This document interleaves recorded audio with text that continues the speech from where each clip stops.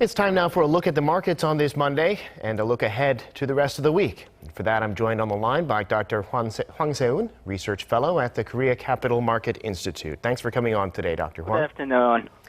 So the U.S. China trade talks, they ended without a deal, but they left the door open to further talks. On Wall Street, stocks were up last Friday. Take us through the global markets on this Monday. U.S. stocks staged a massive reversal Friday after President Donald Trump said conversations with China over trade will continue and his relationship with President Xi Jinping remains strong.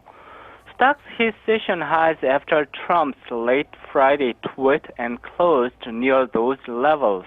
The president also noted that the trade talks with China were candid and constructive. While a Trump tweet pushed stocks higher into the close, it was an earlier tweet by the president that helped send the market to its low of the session. I continue to expect the two sides to reach a trade deal eventually, but this is unlikely to happen in the short term as the trade war so far is not painful enough for either side. Asian shares slipped on Monday on growing uncertainty over whether the United States and China will be able to reach a deal to end their trade war. Japan's Nikkei average traded down 0.72% as of close, and China's Shanghai Composite dropped 1.31% so far. Well, now, Korean shares down pretty sharply today because of those trade tensions. It's expected to hit Korea's economic growth, of course. To what extent do you see that happening, and what happened in the local market today? Seoul stocks closed sharply lower Monday amid an apparently deepening trade conflict between the United States and China. The benchmark KOSPI lost 1.38%, while the Costa Composite dropped 1.91%. The sharp drop follows unprecedented trade friction between the world's two largest economies. The U.S. offensive led to Wall Street gains on Friday. However, most stocks suffered heavy losses in Seoul since last week.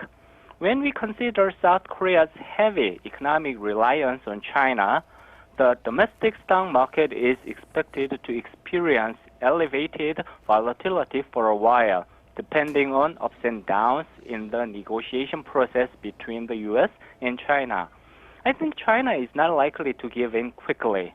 This implies that the damage to China's economic growth will have strong impact on Korean economy along with Korean stock markets. Well, this week, the Korean Finance Ministry is going to release its Green Book with some data on the economy, including jobs numbers for April. Including that, what should we be watching this week? The Statistics Korea will release the April 2019 domestic employment report on this coming Wednesday. Recent employment indicators are sending out both positive and negative signals. In the March employment report, the employment rate was 60.4%, which was the new record high in March. In the April employment report, it is noteworthy that the number of employed workers will continue to rise above 200,000 for the second consecutive month.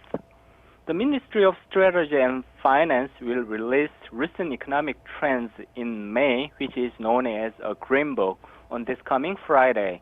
In April, Korea Development Institute diagnosed Korean economy is falling slowly and steadily, and the Ministry of Strategy and Finance said that the downside risk to the economy is increasing.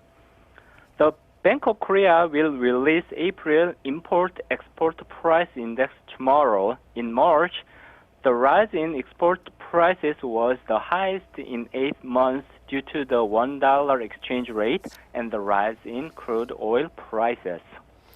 All right, got it, Dr. Hwang. That's where we'll have to leave it today. Thank you for coming on, as always. We appreciate your insights. Thank you very much.